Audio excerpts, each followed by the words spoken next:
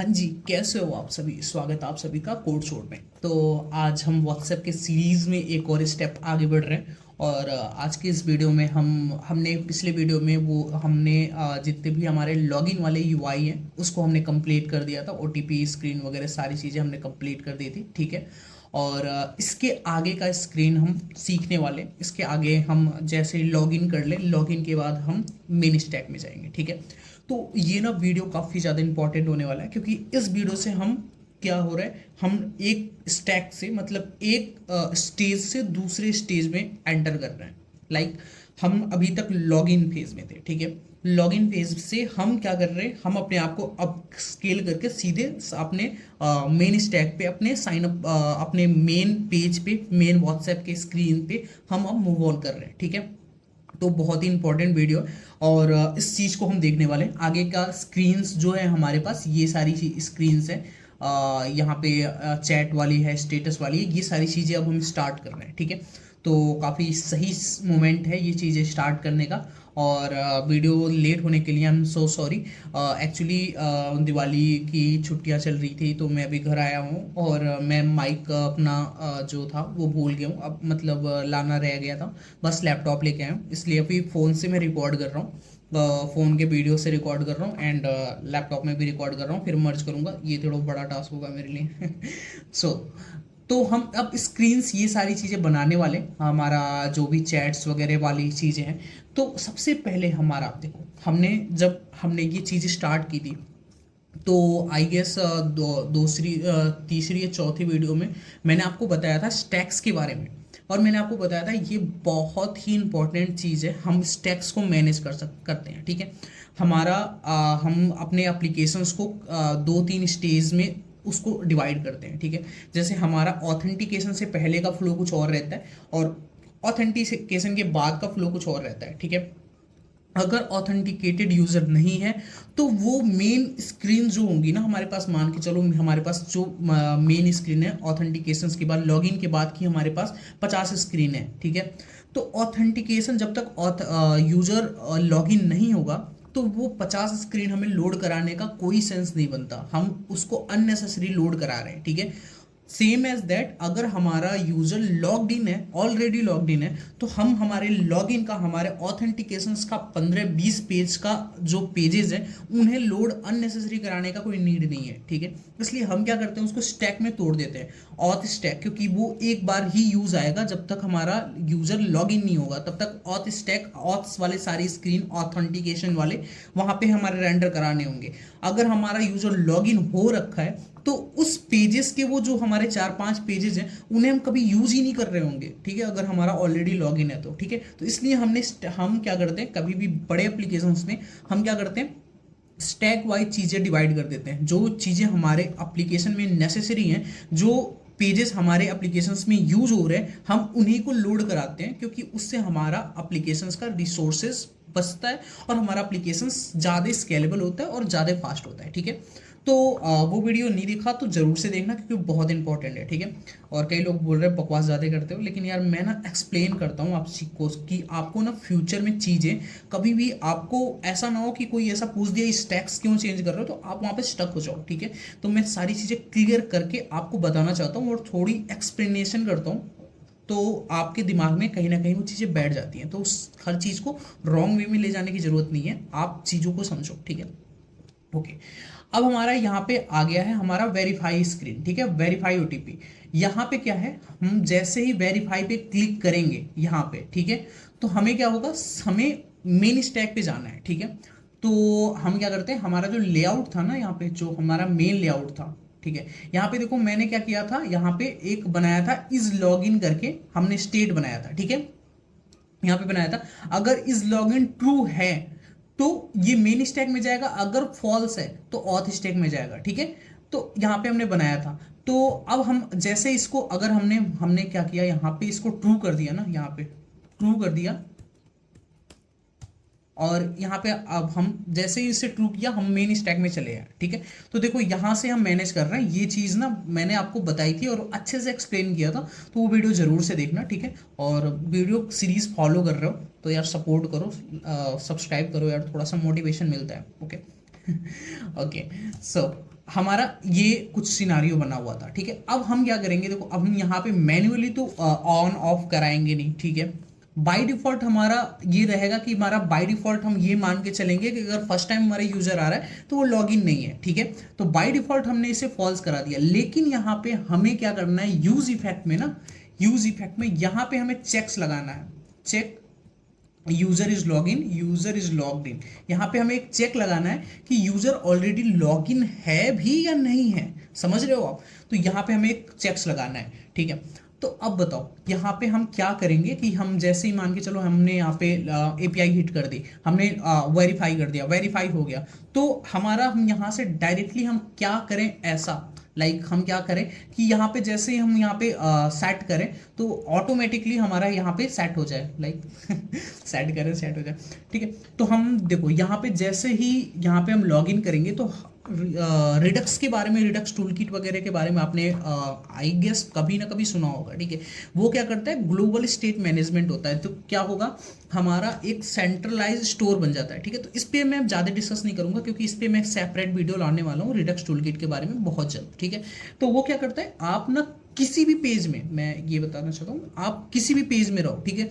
अगर आपने कोई भी स्टेट चेंज किया, कोई भी चीज़ आपने चेंज करी, वो ऑटोमेटिकली एट ए टाइम सारे पेज में एक्सेसिबल हो जाएगा, ठीक है। तो कुछ ऐसा काम करता है, जैसे मान के चलो अगर यहाँ पे मैंने क्या किया, वेरीफाई ओटीपी में यहाँ पे एक स्टेट बनाया है, यहाँ पे ये स्टेट बनाया है, तो अगर वैल्यू चेंज करोगे तो इसी पेज में इसी स्टेट में चेंज होगी ना, अगले कोई दूसरे पेज में तो हम उस चीज को मतलब नहीं देख सकते हम, या तो हम प्रॉप्स के थ्रू पास करें, ठीक है। तो अगर वो क्या होता है, ग्लोबल सेंट्रलाइज स्टेट क्या होता है, हम एक अपने पूरे एप्लीकेशंस का एक स्टोर बना लेते हैं और उस स्टोर में हम वैल्यू को चेंज करते हैं। तो हम उस स्टोर में, क्योंकि हमारे पूरे पूरे एप्लीकेशंस का वो स्टोर होता है, तो हम उस स्टोर में कोई भी डेटा को रीड राइट कर सकते हैं और उसको कहीं से भी एक्सेस कर सकते हैं, समझ रहे हो। तो कुछ ऐसा होता है स्टेट, ठीक है। तो वो हमारा जो यूज स्टेट नहीं, हमारा रिडक्स टूल किट आता है इस टाइप के, और कॉन्टेक्स्ट रिएक्ट कॉन्टेक्स्ट करके आता है। वो सारी चीज़ें हमारे स्टेट ग्लोबल स्टेट मैनेजमेंट में काम आता है, ठीक है। तो उस चीज़ को हम प्रॉपरली समझेंगे, लेकिन अभी हम समझते हैं लोकल स्टोरेज के बारे में। क्यों लोकल स्टोरेज क्यों इंपॉर्टेंट है, क्योंकि यार देखो अगर आपने ना यहाँ पे चेंज करा दिया, लेकिन फिर एप्लीकेशन किल करके दोबारा आओगे तो एप्लीकेशन को कैसे पता चलेगा कि आप ऑलरेडी लॉग्ड इन हो भी या नहीं हो, समझ रहे हो आप। तो ये बताने के लिए ना हम लोकल स्टोरेज में क्या करते हैं, कोई भी डेटा स्टोर करा लेते हैं और जैसे ही एप्लीकेशन ऑन होता है हम तुरंत लोकल स्टोरेज से, हमारे क्योंकि लोकली स्टोर रहता है, हम वहां से उस चीज को चेक करते हैं कि यार ये यूजर ना लॉग्ड इन है भी या नहीं है, ठीक है। तो वहां से लोकल स्टोरेज में हमारे पास सेव रहेगा, तो हमें ऑटोमेटिकली वैल्यू मिल जाएगा, भले से हम एप्लीकेशन को किल करके ओपन करें, कैसे भी ओपन करें, लोकल स्टोरेज से वो डेटा उठाएगा और हमें दिखाएगा, ठीक है। तो हम अभी लोकल स्टोरेज का यूज कर रहे हैं, ओके। और लोकल स्टोरेज पे मैंने MMKB आता है, आपका सिंक स्टोरेज आता है, बहुत सारी चीज़ें आती हैं, आपका आपके ये भी आता है, क्या नाम है उसका, SQL लाइट आता है, और भी वाटरमेलन DB करके आता है, बहुत सारे लोकल स्टोरेज आपके पास आते हैं, ठीक है। लेकिन सबसे फास्ट जो इंडस्ट्री में यूज होता है MMKB होता है, क्योंकि वो सबसे फास्ट होता है, उसकी रीड राइट स्पीड बहुत तेज होती है, समझ रहे हो, ठीक है। तो MMKB का हम यूज करेंगे, हालांकि इस पे मैंने सेपरेट वीडियो भी बनाई थी, मैं आपको दिखा देता हूँ। यहाँ पे MMKB इंपॉर्टेंट है, इसलिए मैंने ना दोनों वे में बताया था आपको, एक्सपो में भी कैसे यूज करें और रिएक्ट नेटिव CLI में भी कैसे यूज करें। तो आई गेस यहाँ पे कहीं पड़ा होगा, यहाँ पे देखो MMKB स्टोरेज, इस 18 मिनट की वीडियो है, इसमें मैंने कंप्लीट डेप्थ में बताया कि कैसे MMKB को यूज करते हैं, कैसे रीड राइट सारी चीजें करते हैं। तो ये मैं रिकमेंड करूंगा आप इस चीज को देख लेना, ठीक है। और अगर आप CLI में यूज कर रहे हो तो CLI में भी मैंने बता रखा है, ये देखो स्टार्टिंग के वीडियोज में, ठीक है। तो ये आप एक्सपो का सीरीज चल रहा है, तो एक्सपो वाला ये देखना, ठीक है।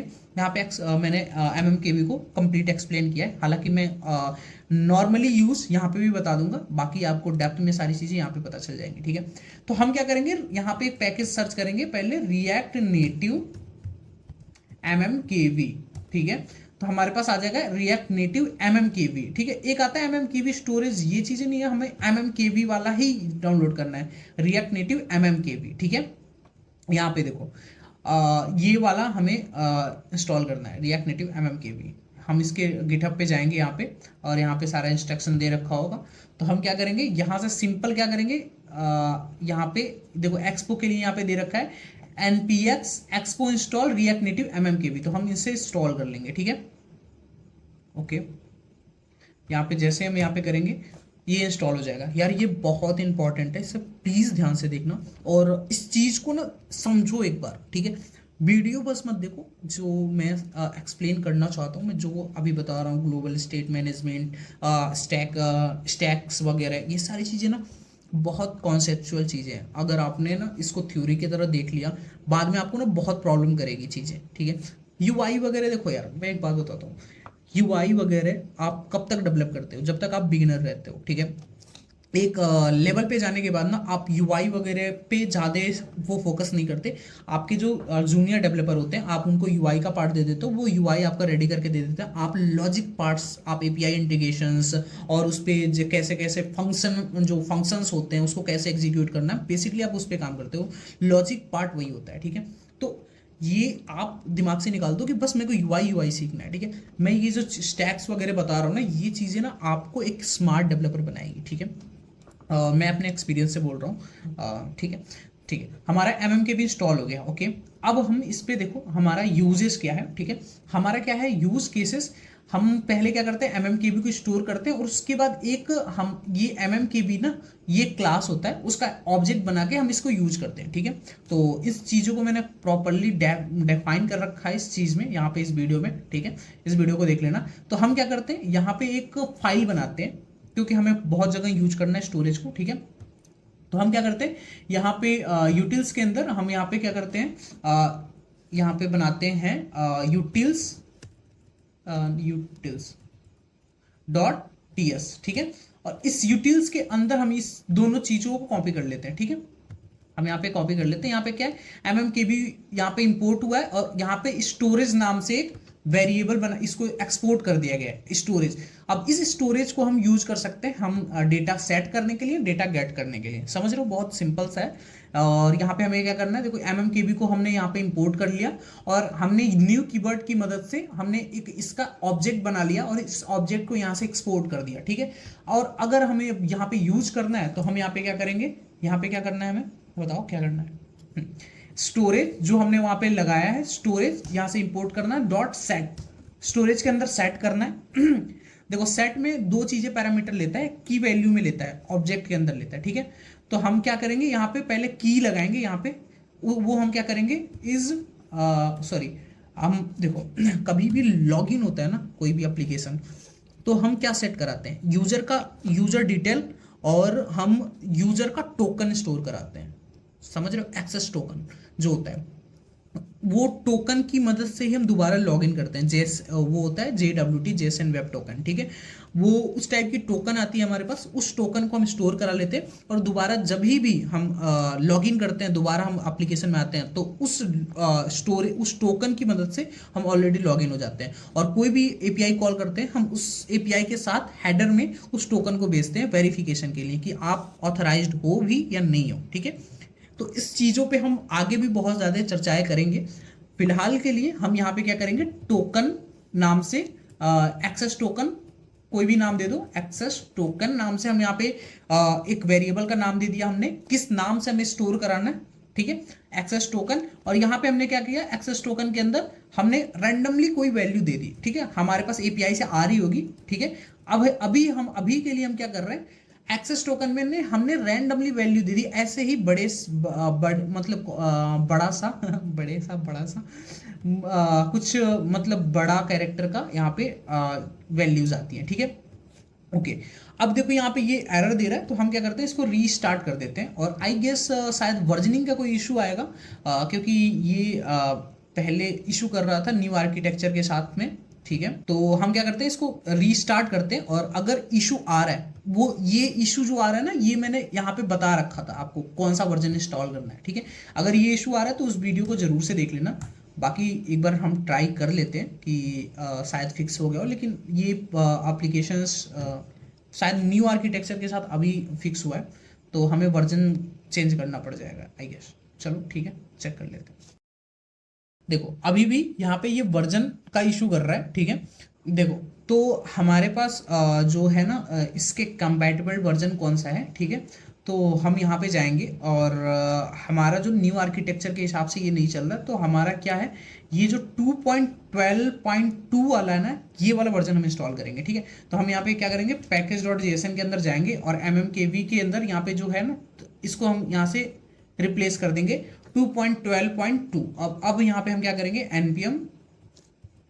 npm इंस्टॉल कर देंगे। ठीक है, तो हमारा क्या होगा, ये वर्जन को चेंज कर देगा। ठीक है, यहाँ पे देखो ये सारी चीज़ें डाउनलोड करेगा और हमारा वर्जन जो है उसको अपडेट कर देगा। ओके, अब हम इस चीज़ को दोबारा रीरन करा लेते हैं। ओके, तो यार यहाँ पे ना ये अभी भी इशू कर रहा है, तो हम क्या करेंगे, इसको प्री बिल्ड करेंगे। ठीक है, और ये सारी चीज़ें मैंने एक्सप्लेन कर रखा है यहाँ पे। ठीक है, तो हम क्या करते हैं, npx expo प्री बिल्ड।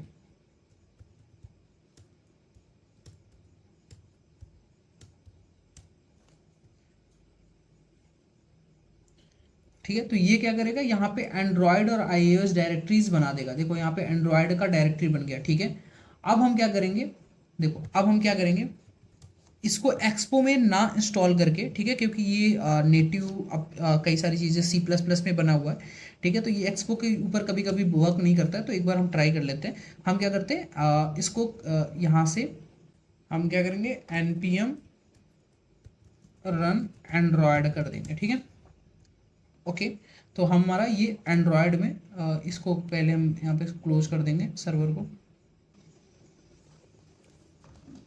तो देखो यहाँ पे हमने क्या किया था, npm रन प्री बिल्ड करके फिर प्री बिल्ड किया था, तो हमारे पास एक यहाँ पे एंड्रॉयड का फोल्डर आ गया। ठीक है, और उसके बाद हमने क्या किया, npm रन एंड्रॉयड, तो यहाँ पे क्या हुआ, हमारा एंड्रॉयड में एपीके बन के आया। पहले एक्सपो गो में यहाँ पे ये रन होता था, लेकिन अब यहाँ पे देखो, यहाँ पे मैं इसको मिनिमाइज करूंगा, तो यहाँ पे देखो, यहाँ पे व्हाट्सएप करके यहाँ पे एक एप्लीकेशन आ गया हमारे पास। ठीक है, और उस ये अब एपीके बन गया हमारे पास। ठीक है, अब इसके अंदर हम ये सारी चीज़ें कर सकते हैं। तो मतलब हमारा जो एक्सपो में हम रन कराते थे ना, वो हमारा अब एक एप्लीकेशन बन चुका है। ठीक है, और अब हम इस लोकल स्टोरेज का यूज करते हैं। ठीक है, ये जो होता है लोकल स्टोरेज वगैरह, जो नेटिव चीज़ें होती हैं, कई बार एक्सपो में प्रॉपरली वर्क नहीं करती। ठीक है, तो आपको क्या करना पड़ता है, प्री बिल्ड करना। प्री बिल्ड कमांड के लिए क्या करना पड़ता है, npx expo प्री बिल्ड।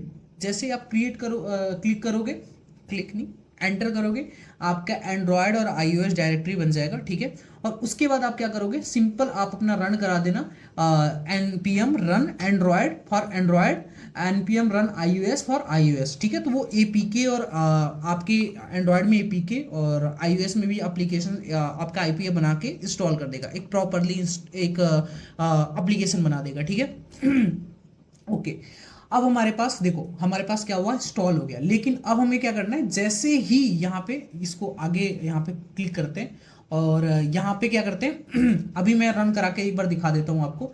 यहाँ पे क्या होगा, हम पहले यहाँ पे देख लेंगे। यहाँ पे हम क्या करेंगे, कॉन्स्ट एक वेरिएबल बनाएंगे, एक वैसे ही एक्सेस टोकन, एक्सेस टोकन। ठीक है, ओके, और यहाँ पे हम क्या करेंगे, स्टोरेज डॉट गेट स्ट्रिंग। ठीक है, हम कौन सा स्ट्रिंग करेंगे, हम कौन सा की डालेंगे, जो हमने यहाँ पे डाला, यहाँ पे हमने बनाया ना की, हम इसी की को यहाँ पे चेक करेंगे। ठीक है, ओके, और यहाँ पे रेड इशू आ रहा है क्योंकि यहाँ पे क्या हो रहा है, टू स्ट्रिंग नहीं, स्टोरेज डॉट गेट स्ट्रिंग हम करेंगे। ठीक है, ओके, और यहाँ पे हम क्या करेंगे, इसको कंसोल लॉग कराएंगे। ठीक है, CLG यहाँ पे हम कराएंगे कंसोल लॉग एक्सेस टोकन के अंदर क्या आ रहा है। ठीक है, तो जैसे हम इसको देखेंगे तो यहाँ पे देखो अनडिफाइंड आ रहा है। ठीक है, लेकिन ओके, अगर हम इसके अंदर यहाँ पे एक बार इसको डिपेंडेंसी एरे के अंदर भी हम पास कर देते हैं कि जब भी इसकी वैल्यू चेंज होगी ये रिफ्रेश हो जाएगा। ठीक है, यहाँ पे एक अलग सा यूज इफेक्ट बना लेते हैं क्योंकि हमें इस स्प्लैश स्क्रीन को बार बार हाइड नहीं कराना। ठीक है, ओके, हम एक अलग यूज इफेक्ट बनाते हैं और इसके अंदर डिपेंडेंसीज में ये पास कर देते हैं और इसके अंदर हम इसको लॉक कराते हैं। ठीक है, इसके अंदर। ठीक है, तो अभी देखो अनडिफाइंड आ रहा है, लॉग हो रहा है। ओके, लेकिन अगर हम इसके अंदर यहाँ पे वैल्यू, इसके अंदर हमने कुछ सेट कराया तो वहां पे वो सेट होके मिलेगा हमें। ठीक है, तो अब हम क्या करते हैं, वेरीफाई पे हम जैसे ही क्लिक करेंगे, ठीक है, वेरीफाई पे हमने जैसे क्लिक किया और हम यहाँ पे हमने रिफ्रेश किया, तो अब देखना इसके अंदर हमें वैल्यू मिलेगी। देखो अब इसके अंदर यहाँ पे वैल्यू आ रही है, ठीक है। तो ये है लॉजिक, ठीक है, क्योंकि हमने उसके अंदर सेट करा दिया वैल्यू। अब हम क्या करेंगे, अब हम इसके अंदर क्या करेंगे, बहुत ईजी है। अगर यहाँ पे हमने कंडीशन लगा दें, इफ अगर एक्सेस टोकन के अंदर कुछ है, कुछ भी है, वैल्यू आ रही है अगर, तो हम क्या करेंगे, सेट लॉगिन को ट्रू कर देंगे कि लॉगिन है यूजर, ठीक है। अब देखो जैसे यहां पे हमने सेट कराया, यहां पे सेट हो गया, ठीक है। अब हम क्या करेंगे, यहां पे जैसे हम क्या करते हैं, इसको स्टोरेज क्लियर कर देते हैं, ठीक है। यहां पे इसको हम यहाँ हटा देते हैं, ये हमें एक्सपो अभी यूज नहीं करना, एक्सपो गो हम डायरेक्टली एपीके पे काम करेंगे अपना, ठीक है। तो हम क्या करेंगे, यहाँ पे क्या करेंगे, इस व्हाट्सएप वाले एप्लीकेशंस के अंदर हम क्या करेंगे, स्टोरेज को क्लियर कर देंगे, ठीक है। स्टोरेज को क्लियर कर देंगे और यहाँ पे ओपन करेंगे। और एक चीज भी और भी आपको मैं समझाऊंगा, ठीक है। यहाँ पे व्हाट्सएप ओपन हो रहा है, ओके, व्हाट्सएप आया, लोडिंग हुआ, agree and continue, next, verify, verify किया, वैल्यू सेट हो गया, लेकिन एट अ टाइम नहीं हुआ। अब हम क्या करेंगे, यहाँ पर रिफ्रेश करा देंगे, ठीक है। जैसे ही रिफ्रेश कराएंगे तो हमारा ये मेन स्टैक ओपन होगा, क्योंकि इसके अंदर वैल्यू आ गई है, ठीक है। तो इसीलिए यहाँ पे देखो, जब हमने क्लिक किया ना उसके ऊपर, वो रियल टाइम में अपडेट नहीं हुआ। क्यों? क्योंकि लोकल स्टोरेज में स्टोर हुआ, लेकिन वो रियल टाइम में अपडेट नहीं हुआ, ठीक है। क्योंकि वो ये वाला इस कंपोनेंट को कैसे पता चलेगा कि इस स्टेट की वैल्यू, इस लोकल स्टोरेज की वैल्यू सेट मतलब अपडेट हुई है। अगर इसे पता चलेगा एट अ टाइम तो ये रिफ्रेश हो जाएगा, लेकिन इसे पता ही नहीं चल रहा, क्योंकि रियल टाइम में क्या हो रहा है क्या नहीं हो रहा है, उसके अंदर अपडेट हो रहा है नहीं हो रहा है, उसके पता नहीं चल रहा है। इसलिए हम सेंट्रलाइज स्टोरेज का यूज करते हैं, रिडक्स वगैरह का इस्तेमाल करते हैं। वो क्या होता है, हम कहीं से भी किसी भी पेज के अंदर से कुछ भी अगर हम चेंज कर रहे हैं ना, तो हमने जहां पे उसका लिसनर लगा रखा होगा ना, वहां पे ऑटोमेटिकली वो कॉल हो जाएगा, ठीक है। जैसे ही उसकी वैल्यू चेंज होगी वो अपडेट हो जाएगा। तो अगर हमने रिडक्स वगैरह का यूज किया होता, ठीक है, तो हम जैसे ही वेरीफाई पे क्लिक करते ऑटोमेटिकली ये हमारे मेन स्टैक में आ जाता, ठीक है। तो ये चीज मैंने आपको बता दिया। रिडक्स हम जब पढ़ेंगे, और बहुत जल्दी इसका वीडियो आने वाला है, तो उस वीडियो में ना आपको सारी चीजें क्लियर हो जाएंगी, ठीक है। देखो देखो मेरा पढ़ाने का ना स्टाइल थोड़ा सा मैंने चेंज कर रखा है। जैसे देखो, लोकल स्टोरेज पे मैंने एक सेपरेटली वीडियो बना दिया था, ठीक है। अगर आपको डेप्थ में चीजें सीखनी है तो उस चीज पे जाके आप सीख सकते हो, ठीक है। और यहाँ पे मैंने जितना जरूरी है उतना मैंने आपको बता दिया, ठीक है। वैसे ही मैं क्या करता हूँ, रिडक्स एक बड़ा टॉपिक है, उस पर सेपरेट एक वीडियो बनाऊंगा बड़ा सा, ठीक है। उसमें मैं सारी चीजें आपको कॉन्सेप्ट क्लियर करूंगा, और उस वीडियो को देखने के बाद आपको सारे कॉन्सेप्ट क्लियर हो जाएंगे। अगर आपको डेप्थ में जानकारी चाहिए तो, ठीक है। अदरवाइज आपको प्रोजेक्ट की जानकारी चाहिए, प्रोजेक्ट के रिलेटेड बस जानकारी चाहिए, तो प्रोजेक्ट के अंदर भी मैं रिडक्स को बताऊंगा, ठीक है। तो अगर आपने दोनों वीडियो देखा, तो आपके एक वीडियो में जिसमें मैंने डेप्थ में बताया, आपके सारे के सारे कॉन्सेप्ट क्लियर हो जाएंगे, और दूसरा वीडियो जो इसमें मैं तो बताऊंगा ही बताऊंगा, जिससे आपका रिवीजन हो जाएगा, तो आप चीजों को अच्छे से समझ पाओगे, ठीक है। तो आई गेस आपको ये लोकल स्टोरेज वाला कॉन्सेप्ट समझ में आ गया होगा, ठीक है। ठीक है। अब देखो यहाँ पे जैसे हमने क्लिक किया तो हमारे मेन स्टैक में आ गया। अब हम जितनी बार भी रिफ्रेश करेंगे तो हमारा डायरेक्टली मेन स्टैक ओपन होगा, ठीक है। हमारा जो ऑथेंटिकेशन वाला फ्लो है वो ओपन नहीं होगा। तो समझ रहे हो, तो ये जो हमारे इतने पेजेस थे ना इस ऑथेंटिकेशन वाले में, वो सारे अननेसेसरी बार बार लोड नहीं होंगे। इसका मतलब है कि यूजर ना अब लॉग इन हो चुका है, ठीक है। वो उसने ना रजिस्टर कर लिया है, व्हाट्सएप पे लॉग इन हो चुका है, अब उसको लॉग इन पेज ही दिखाना है, समझ रहे हो। तो ये चीजें हैं। अब हम आ गए हैं लॉग इन पेज में, हम इस वाले पेज में आ गए, रिडायरेक्ट नहीं, हम इस वाले मेन जो हमारा हमने बनाया था मेन वाला फोल्डर, इसके अंदर आ गए, ठीक है। इसके अंदर अभी हमारे पास बस एक पेज है, ये वो इंडेक्स वाला करके। इसके अंदर हमारे पास मल्टीपल पेजेस हमें बनाने होंगे, ठीक है। इसके अंदर बहुत सारे पेजेस बनेंगे हमारा, ठीक है। तो मैं अब दिखाता हूं आपको कौन कौन से पेजेस बनेंगे। यहां पे आप आओगे, यहाँ पे देखो, ये चैट वाला पेज बनेगा, उसके बाद मैसेज वाला पेज बनेगा, उसके बाद आपका वीडियो ऑडियो कॉल, इसके अंदर मल्टीपल पेजेस हैं, जैसे स्टार मैसेज, पेमेंट वगैरह, ये सारी चीजें बनेंगी, ठीक है। इतने सारे पेजेस काउंट ऐसे हो जाएगा। मैं एक बार ट्राई करता हूँ। कितने पेजेस हैं टोटल? काउंट होगा कुछ है ऐसा? देखो यार, फिग्मा तो नहीं आती मुझे, लेकिन आई विल ट्राई डायरेक्टली। कुछ ऐसा दिख नहीं रहा यार। मतलब इतने सारे पेजेस हैं आपके पास, ठीक है, इतने सारे पेजेस बनाने हैं आपको। ओके, मैं काउंट कर लूंगा। बाय द वे काउंट यहाँ पे दिखना चाहिए वैसे यार, लेकिन दिख नहीं रहा। ठीक है, ओके, नो प्रॉब्लम। ठीक है, तो हमें ना इतने सारे पेजेस बनाने हैं इस मेन स्टैक के अंदर। ठीक है, तो अब सोचो, अगर अगर लॉगिन नहीं हुआ है तो भी इतना पेजेस शो करेगा, इतना लोड लेगा, फायदा बनता है, कुछ लॉजिक बनता है। तो इसलिए हम स्टैक में डिवाइड करते हैं। ठीक है, तो अब आते हैं हम मेन पेज के डेवलपमेंट पे स्टार्ट करते हैं। ठीक है, ओके, तो पूरा का पूरा मेन पेज अभी हाँ हम नहीं बनाएंगे, इसको स्टेप बाय स्टेप में करेंगे। ऑलरेडी वीडियो 20 से 25 मिनट का हो गया, मेरे में 37 मिनट का हो गया, क्योंकि बीच में मैंने इंस्टॉल भी करना स्टार्ट कर दिया था। ठीक है, तो अब यहाँ पे देखो, हेडर जो है ना, पहले हेडर को गायब कर देते हैं। हम क्या करेंगे, लेआउट में जाएंगे, मेन के लेआउट में, मेन के लेआउट में जाएंगे, और यहाँ पे क्या करेंगे, यहाँ पे देखो स्टैक डॉट, ये ऑटोमेटिकली इंडेक्स को उठा लेता है। ठीक है, यहाँ पे आपको डिफाइन करने की जरूरत नहीं है, लेकिन हम क्या करते हैं, यहाँ पे नेम क्या करते हैं, हमने चैट दे दिया, और इस ये पेज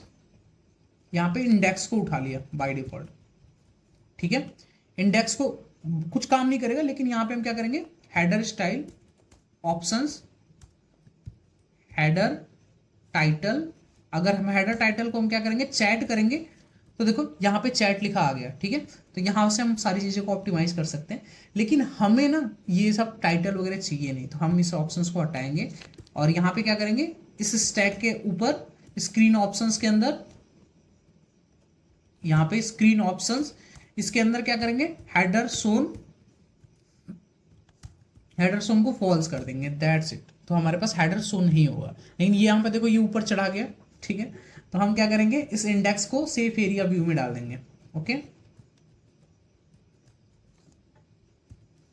ओके, जैसे हम यहाँ पे करेंगे, देखो सेफ एरिया व्यू में आ गया ये। ठीक है, तो हमारा जो लॉजिक था, हमारा जो पार्ट था कि हम साइन अप के क्लिक करते ही हम अपने मेन स्टैक में चले जाएंगे, ये सारी चीजें हमने कर दी। ठीक है, तो नेक्स्ट वीडियो से हम इस चीज का यूआई डेवलपमेंट स्टार्ट करेंगे, क्योंकि इस वीडियो में करेंगे तो काफी बड़ा हो जाएगा वीडियो। ठीक है, अननेसेसरी। ओके, तो नेक्स्ट वीडियो में हम क्या करेंगे, हमारा ये पेजेस हम डेवलप करना स्टार्ट करेंगे। तो होप सो आज का वीडियो आपको समझ में आया हो, और ये चीज़ें थोड़ी थ्योरेटिकली थी इस वीडियो में, क्योंकि इस वीडियो में आपको मुझे कुछ कॉन्सेप्ट्स बताना ज़रूरी था। मुझे आपको कॉन्सेप्ट बताना ज़रूरी था, क्योंकि क्या होता है ना, ये जो मेजर पार्ट होता है ना, ये कोर पार्ट होता है कोई भी एप्लीकेशन डेवलपमेंट का। ये स्टैक्स होते हैं, ये लोकल स्टोरेज होता है, ये रिडक्स होता है, ये सारी चीज़ें ना बहुत ज़रूरी होती हैं। तो आपको ना मैंने देखो लोकल स्टोरेज के बारे में बता दिया, लेकिन आपको ना मैंने बताया कि यार ये जो ना रिडक्स करके भी कुछ आता है, ये ग्लोबल स्टेट मैनेजमेंट भी कुछ होता है। तो ये सारी चीज़ आपके दिमाग में रहेगी ना, तो कल को मैं इस चीज़ पे मैं आपको बताऊंगा ना, तो आप रिलेट कर पाओगे। अच्छा, वो जो ग्लोबल स्टेट मैनेजमेंट आपने बताया था, रिडक्स वगैरह बताया था, वो यहाँ पे यूज होता है, ऐसे यूज होता है। ठीक है, तो इसलिए मैं सारी चीज़ों को ना कनेक्ट करता हूँ, कि आप ना जैसे ही वो वीडियो आए आप उस चीज़ से कनेक्ट कर पाओ और कंप्लीटली चीज़ों को समझ पाओ। ठीक है, तो ये थोड़ा मेरा स्टाइल है पढ़ाने का। आई होप आपको पसंद आए। तो आज के लिए बस इतना है, see you the next time video. और वीडियो पसंद आ रही हो तो वीडियो को लाइक करो, मेरे को सपोर्ट मिलेगा, मोटिवेशन मिलेगा। तो आज के लिए बस इतना है, see you the next time video. Till there take care and bye bye.